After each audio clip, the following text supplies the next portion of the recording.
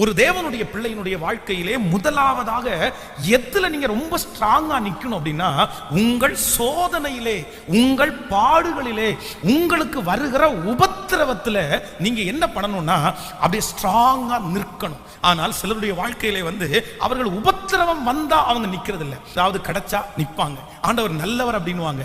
அவங்க ஜெபம் பண்ணது நடந்துருச்சு அப்படின்னு சொன்னா அவ்வளவுதான், வேகமா சர்ச்சுக்கு வருவாங்க. அவங்க ஜெபம் பண்ண காரியம் அவர்களுக்கு கைகூடி வந்துச்சு அப்படின்னா உபவாச ஜெபம் அவங்க அட்டன் பண்ணுவாங்க. தசம பாகத்துல அவங்க உண்மையா இருப்பாங்க. எல்லாத்துலயும் அவங்க ரொம்ப ஸ்பீடா எது சொன்னாலும் அவங்க செய்வாங்க.